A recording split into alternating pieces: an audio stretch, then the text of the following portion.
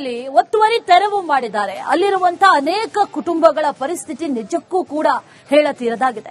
ಬೀದಿಗೆ ಬಂದಿದೆ ಬದುಕು. ಕಳೆದ 3 ದಿನದಿಂದ ಅಲ್ಲಿರುವಂತಹ ಪ್ರತಿಯೊಬ್ಬರೂ ಕೂಡ ಚಳಿಯಲ್ಲೇ ದಿನ ಕಳೆಯುವಂತಾಗಿದೆ.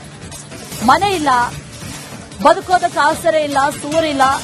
ನಾವೇನ್ ಮಾಡಬೇಕು ಅಂತ ಸ್ಥಳೀಯರು ಕೇಳ್ತಾ ಇದ್ದಾರೆ. ತಣಿಸಂದ್ರ ತೆರವು ಕಾರ್ಯದಿಂದ ಸಂತ್ರಸ್ತರ ಬದುಕು ಮುರಾಬಟ್ಟೆಯಾಗಿದೆ. ಎಲ್ಲಾ ದಾಖಲೆಗಳಿದ್ರೂ ಕೂಡ ಬಿಡಿಎ ಒತ್ತುವರಿ ಮಾಡಿಕೊಂಡಿದೆ, ತೆರವು ಮಾಡಿಕೊಂಡಿದೆ. ನೋಟಿಸ್ ನೀಡದೆ ತೆರವು ಕಾರ್ಯ ಮಾಡಿರೋದಕ್ಕೆ ಈಗ ಆಕ್ರೋಶ ವ್ಯಕ್ತವಾಗ್ತಾ ಇರೋದು. ನೋಟಿಸ್ ಕೊಟ್ಟಿಲ್ಲ. ಅದರ ಜೊತೆಯಲ್ಲಿ ಅಲ್ಲಿರುವಂತಹ ಅನೇಕರು ನಾವು ಎಲ್ಲಾ ತೆರಿಗೆಗಳನ್ನ ಕಟ್ಟಿದ್ದೀವಿ, ಕರೆಂಟ್ ಬಿಲ್ ಕಟ್ಟಿದ್ದೀವಿ, ವಾಟರ್ ಬಿಲ್ ಕಟ್ಟಿದ್ದೀವಿ, ಎಲ್ಲಾ ಡಾಕ್ಯುಮೆಂಟ್ಸ್ ಪಕ್ಕಾ ಇದ್ರೂ ಕೂಡ ಬಿಡಿಎ ತೆರವು ಮಾಡಿತು ಅನ್ನುವಂಥದ್ದು ಅವರ ಆಕ್ರೋಶಕ್ಕೆ ಕಾರಣ. ಯಾವ ರೀತಿ ಆಗಿದೆ ಅನ್ನೋದನ್ನ ಗಮನಿಸ್ತಾ ಇದ್ದೀವಿ. ತಣಿಸಂದ್ರ ಮನೆಗಳಿಲ್ಲ, ಮನೆಗಳಲ್ಲಿ ಇರುವಂತಹ ವಸ್ತುಗಳನ್ನು ಇಡೋದಕ್ಕೆ ಜಾಗ ಇಲ್ಲ, ಎಲ್ಲಿ ಹೋಗಬೇಕು ಗೊತ್ತಿಲ್ಲ. 3 ದಿನದಿಂದ ಕೊರಿಯೋ ಚಳಿ ಒಂದು ಕಡೆ. ಸರ್ಕಾರದ ವಿರುದ್ಧ ಈಗ ಆಕ್ರೋಶವನ್ನ ಹೊರಹಾಕಿದ್ದಾರೆ. ಅಲ್ಲಿರುವಂತಹ ಸಂತ್ರಸ್ತರು ತೆರವು ಕಾರ್ಯದಿಂದ ಎಷ್ಟು ತೊಂದರೆ ಆಗಿದೆ ಅನ್ನೋದನ್ನ ಹೇಳ್ಕೊಳ್ತಾ ಇದ್ದಾರೆ.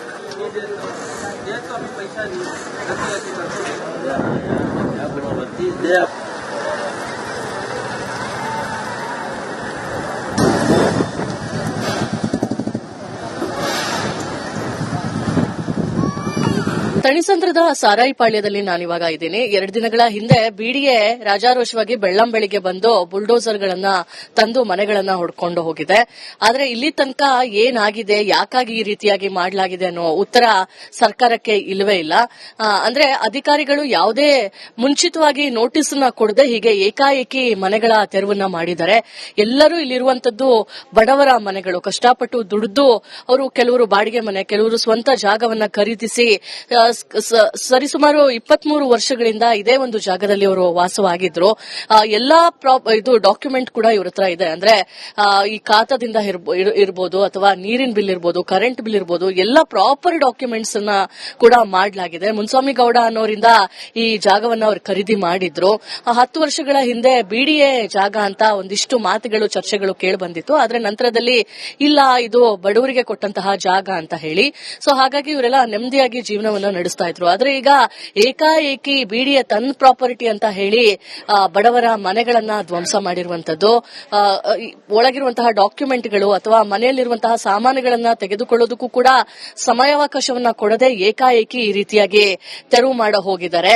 ಸೊ ಬದುಕು ಒಂದ್ ರೀತಿಯಲ್ಲಿ ಬೀದಿಗೆ ಬಿದ್ದಿರುವ ಹಾಗಾಗಿದೆ. ಮುಂದೆ ನಾಳೆ ಏನು, ಯಾವ ರೀತಿಯಾಗಿ ಇದಕ್ಕೆ ನ್ಯಾಯ ಸಿಗುತ್ತೆ ಅಂತ ಎಲ್ಲರೂ ಕೂಡ ಎದುರು ನೋಡ್ತಾ ಇರುವಂತದ್ದು. ಕ್ಯಾಮರಾ ಪರ್ಸನ್ ಧನುಷ್ ಜೊತೆ ದೀಪ್ತಿ ತೋಳ್ಪಡಿ, ರಿಪಬ್ಲಿಕ್ ಕನ್ನಡ, ಬೆಂಗಳೂರು. ತಣಿಸಂದ್ರದಲ್ಲಿ ಮನೆಗಳನ್ನ ಒತ್ತುವರಿ ತೆರವು ಮಾಡಿದ್ರು. ಅಲ್ಲಿರುವಂತಹ ಒಬ್ಬೊಬ್ಬರದ್ದು ಒಂದೊಂದು ಕರುಣಾಜನಕ ಕತೆ. ಮನೆ ಅನ್ನುವಂಥದ್ದು ಪ್ರತಿಯೊಬ್ಬ ವ್ಯಕ್ತಿಗೂ ಕೂಡ ಮೂಲಭೂತ ಅವಶ್ಯಕತೆ. ಆದ್ರೆ ತಲೆ ಮೇಲೆ ಸೂರಿಲ್ಲ. ಅಧಿಕಾರಿಗಳ ಈ ದರ್ಪ ದಬ್ಬಾಳಿಕೆಗೆ ಅಲ್ಲಿರುವಂತಹ ಒಬ್ಬ ಬಾಲಕನ ಬದುಕು ಅತಂತ್ರವಾಗಿದೆ. ಕಿವಿ ಕೇಳದಂತ ಬಾಲಕನ ಮನೆಯನ್ನ ಕೆಡವಿದ್ದಾರೆ ಬಿಡಿಎ ಅಧಿಕಾರಿಗಳು. ಬಿಡಿಎ ಆರ್ಭಟಕ್ಕೆ ಮನೆ ಜೊತೆ ಆ ಬಾಲಕನ ಬದುಕು ಕೂಡ ಅತಂತ್ರ. ಮಗನಿಗಾಗಿ ಕೂಲಿ ನಾಲಿ ಮಾಡಿ ಪಾಪ ತಾಯಿ ಒಂದು ಮೆಷಿನ್ ಖರೀದಿ ಮಾಡಿದ್ರು. ಆತನಿಗೆ ಕಿವಿ ಕೇಳಿಸಲ್ಲ. ಶ್ರವಣ ದೋಷ ನಿವಾರಣೆಗೆ ಒಂದು ಇಂಪ್ಲಾಂಟ್ ಮೆಷಿನ್, ಸಣ್ಣ ಮೆಷಿನ್, ಅದು ಮಿಸ್ಸಿಂಗ್ ಆಗಿದೆ. ಅದು ಹಾಕಿಲ್ಲ ಅಂದ್ರೆ ಆತನಿಗೆ ಕಿವಿ ಕೇಳಿಸಲ್ಲ. ನಾವೇನ್ ಮಾಡ್ಬೇಕೀಗ? ಬದುಕೇ ಒಂದ್ ರೀತಿಯಲ್ಲಿ ಮುರಾಬಟ್ಟೆ ಆಗೋಗಿದೆ. ಬಿಡಿಎ ಅಧಿಕಾರಿಗಳ ದರ್ಪ ದಬ್ಬಾಳಿಕೆಗೆ ಅದೆಷ್ಟೋ ಕಣ್ಣೀರಿನ ಕತೆಗಳು ತಣಿಸಂದ್ರದ ನಿವಾಸಿಗಳ ಕಣ್ಣಲ್ಲಿ ಜೇಂಕರಿಸ್ತಾ ಇದೆ. ಪ್ರಮುಖವಾಗಿ ಈ ಒಂದು ನಿವಾಸವನ್ನ ಗಮನಿಸ್ತಾ ಇರಬಹುದು. ಕಳೆದ 10-15 ವರ್ಷಗಳಿಂದ ಇದೇ ಜಾಗದಲ್ಲಿ ತಮ್ಮ ಫ್ಯಾಮಿಲಿಯ ಜೊತೆ ಇರ್ತಾರೆ. ಫ್ಯಾಮಿಲಿಯ ಜೊತೆ ತನ್ನ ಒಂದು ಪುಟ್ಟ ಒಂದು ಮಗಳು ಸಂತೋಷವಾಗಿ ಮನೆಯಲ್ಲಿ ಜೀವನವನ್ನ ನಡೆಸ್ತಾ ಇರ್ತಾರೆ. ಅದರಲ್ಲಿ ಒಂದು ಮಗುವಿಗೆ ಕಿವಿ ಕೂಡ ಕೇಳಿಸೋದಿಲ್ಲ. ಕಿವಿ ಕೇಳಿಸೋದು ಇರೋದಕ್ಕೆ ಶಸ್ತ್ರಚಿಕಿತ್ಸೆಯನ್ನ ಮಾಡಿಸ್ತಾರೆ, ಚಿಕಿತ್ಸೆಗಳನ್ನ ಕೊಡಿಸ್ತಾರೆ. ಯಾಕಂತ ಹೇಳಿದ್ರೆ ಮುದ್ದಾಗಿ ಸಾಕಿದ ಮಗು ಶಾಲೆಗೆ ಕೂಡ ಹೋಗ್ತಾ ಇರ್ತಾನೆ. ಆ ಒಂದು ಸಂದರ್ಭದಲ್ಲಿ ಮಗನಿಗೆ ಕಿವಿ ಕೇಳಿಸಬೇಕು, ಓದಿದ್ದು ಅರ್ಥ ಆಗಬೇಕು ಅನ್ನುವಂತ ನಿಟ್ಟಿನಲ್ಲಿ ಆತನಿಗೆ ಶಸ್ತ್ರಚಿಕಿತ್ಸೆಯನ್ನ ಮಾಡಿಸಿ ಸುಮಾರು 40,000 ಖರ್ಚನ್ನ ಮಾಡಿ ಒಂದು ಕಿವಿಯ ಮಿಷಿನ್ ಅನ್ನ, ಅಂತ ಹೇಳಿದ್ರೆ ಮಾತನಾಡಿದ್ದು ಮಗುಗೆ ಕೇಳಿಸ್ಲಿ ಅನ್ನೋದ್ರ ನಿಟ್ಟಿನಲ್ಲಿ ಒಂದು ಮಿಷಿನ್ ಅನ್ನ ಕೂಡ ತಾಯಿ ಖರೀದಿ ಮಾಡಿ ಮಗನಿಗೆ ಕೊಟ್ಟಿರ್ತಾರೆ. ಆದ್ರೆ ಏಕಾಏಕಿ ದಬ್ಬಾಳಿಕೆ ಮಾಡಿದಂತಹ ಒಂದಿಷ್ಟು ಬಿಡಿಎ ಬಿಡಿಎ ಅಧಿಕಾರಿಗಳೇನಿದ್ದಾರೆ ಆ ಒಂದು ಬಿಡಿಎ ಅಧಿಕಾರಿಗಳ ದರ್ಪಕ್ಕೆ ಆ 40,000 ರೂಪಾಯಿ ಖರ್ಚು ಮಾಡಿದಂತಹ ಕಿವಿಯ ಮಿಷಿನ್ ಮನೆಯ ಒಳಗೆ ಬಾಕಿಯಾಗಿದೆ. ಈಗ ಆ ಕಂದಮ್ಮನಿಗೆ ಮಾತು ಬರೋದಿಲ್ಲ. ಅದರ ಜೊತೆಗೆ ಆ ಮಿಷಿನ್ ಇದ್ರೆ ಏನೋ ಆ ತಾಯಿ ಮಾತನಾಡಿದ್ದೋ ಅಥವಾ ಸ್ನೇಹಿತರು ಮಾತನಾಡಿದ್ದೋ ಕೇಳಿದ್ದನ್ನ ಸಂತೋಷ ಪಡ್ತಿದ್ದಂತಹ ಬಾಲಕನ ಜೀವನ ಇದೀಗ ಕತ್ತಲಾಗಿದೆ. ತಾಯಿಯನ್ನೇ ಮಾತನಾಡಿಸ್ತಾ ಹೋಗ್ತೀನಿ ಅವತ್ತು ಏನಾಯ್ತು ಬೆಳಿಗ್ಗೆ ಅಂತ ಹೇಳಿ. ಮೇಡಮ್, ಈಗ ಬೆಳಿಗ್ಗೆ ಏನಾಯ್ತು ಅಂತ? ಸರ್ ನೋಡಿ, ನಾವು ಕೆಲ್ಸಕ್ಕೆ ಹೋಗ್ತೀವಿ, ಬೆಳಗೋದ್ರೆ ಸಾಯಂಕಾಲ ಬರೋದು. ಮಕ್ಕಳಿಗೆ ನಮ್ ಹುಡುಗಿ ನೋಡ್ಕೊಳ್ತಾರೆ. ನಾನು ತುಂಬಾ ಕಷ್ಟಪಟ್ಟಿ ನನ್ಗೆ ಗೌರ್ಮೆಂಟ್ ಇಂದಾನು ನಾನು ಹಾಕಿ ಮಗುಗೆ ಮಿಷಿನ್ ತಗೊಂಡ್ ಬಂದೆ. ಅವರು ಬೆಳಗ್ಗೆ 6 ಗಂಟೆಗೆ ಬಂದು ಎಲ್ಲಾರನ್ನ ಎಬ್ಬಿಸ್ಬಿಟ್ಟು ನಮ್ಗೆ ಸಾಮಾನು ಎತ್ತಕ್ ಕೊಟ್ಟಿಲ್ಲ. ಮಿಷಿನು ನೈಟ್ ನಲ್ಲಿ ಅವ್ನ್ ಬಾಕ್ಸ್ ಆಗಿ ಹಾಕಿ ನಾವು ಇಗ್ಬೇಕು. ಬೆಳಗ್ಗೆ ಎತ್ತಿ ಅವ್ನ್ಗೆ ಎಲ್ಲಾ ಕ್ವೀನಲ್ಲಿ ಹಾಕ್ಬೇಕು. ಡೈಲಿ ಅವ್ರ ಹಂಗ ಹೇಳಿರೋದು.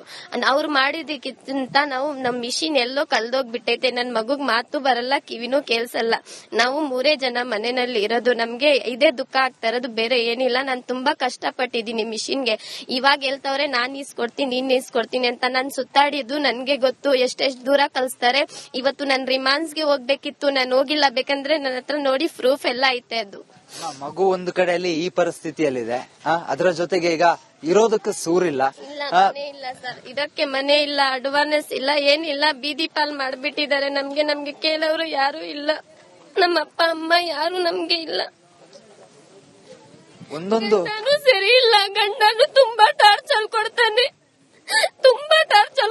ಬೇಕಂದ್ರೆ ಇಡೀ ಮನೆಗೆ ಕೇಳಿ, ನನ್ನ ಎಷ್ಟು ಕಷ್ಟ ಪಡ್ತೀನಿ ಕೇಳಿ. ಎಷ್ಟು ಸತಿ ಪೊಲೀಸು, ಎಷ್ಟು ಸತಿ ಕಮಿಷನರ್ ಆಫೀಸು, ನಾನೆಲ್ಲಾ ಕಡೆ ಹೋಗಿದ್ದೀನಿ. ನನ್ ಗಂಡ ನನ್ಗೆ ತುಂಬಾ ಟಾರ್ಚರ್ ಕೊಡ್ತಾನೆ. ಇದಿಷ್ಟು ತಾಯಿಯ ಕಣ್ಣೀರಿನ ಕತೆ. ಪ್ರಮುಖವಾಗಿ ಬಿಡಿಎ ಅಧಿಕಾರಿಗಳ ದರ್ಪ ದಬ್ಬಾಳಿಕೆ ಏನಿದೆ, ಏಕಾಏಕಿಯಾಗಿ ಬಂದ್ರು, ಮನೆಯನ್ನ ಏಕಾಏಕಿಯಾಗಿ ಡೆಮೊಲಿಷನ್ ಮಾಡಿದ್ರು. ಒಂದು 10 ನಿಮಿಷ ಸಮಯ ಕೊಡಿ, ನಮ್ಮ ವಸ್ತುಗಳನ್ನ ಹೊರಗೆ ತರ್ತೀವಿ ಅಂತ ಹೇಳಿದ್ರು, ಅವಕಾಶ ಕೊಡ್ಲಿಲ್ಲ. ಯಾರ ಬಳಿ ಹೋಗ್ಲಿ, ಮತ್ತೆ ನನ್ನ ಮಗನ ಕಿವಿಯನ್ನ ಸರಿ ಮಾಡಿಸೋದಕ್ಕೆ ಯಾರ ಬಳಿ ಹೋಗ್ಲಿ ಅಂತ ಹೇಳಿ ತಾಯಿ ಕೂಡ ಕಣ್ಣೀರನ್ನ ಹಾಕ್ತಾ ಇರುವಂತದ್ದು. ಕ್ಯಾಮರಾ ಪರ್ಸನ್ ಶಿವು ಜೊತೆಗೆ ಚರಣ್, ರಿಪಬ್ಲಿಕ್ ಕನ್ನಡ, ಬೆಂಗಳೂರು. ತಣಿಸಂದ್ರದಲ್ಲಿ ಒತ್ತುವರಿ ತೆರವು ಮಾಡಿದ್ದಾರೆ. ಅಲ್ಲಿರುವಂತಹ ಅನೇಕ ಕುಟುಂಬಗಳ ಪರಿಸ್ಥಿತಿ ನಿಜಕ್ಕೂ ಕೂಡ ಹೇಳತೀರದಾಗಿದೆ. ಬೀದಿಗೆ ಬಂದಿದೆ ಬದುಕು. ಕಳೆದ 3 ದಿನದಿಂದ ಅಲ್ಲಿರುವಂತಹ ಪ್ರತಿಯೊಬ್ಬರೂ ಕೂಡ ಚಳಿಯಲ್ಲೇ ದಿನ ಕಳೆಯುವಂತಾಗಿದೆ. ಮನೆ ಇಲ್ಲ, ಬದುಕೋದಕ್ಕೆ ಆಸರೆ ಇಲ್ಲ, ಸೂರಿಲ್ಲ.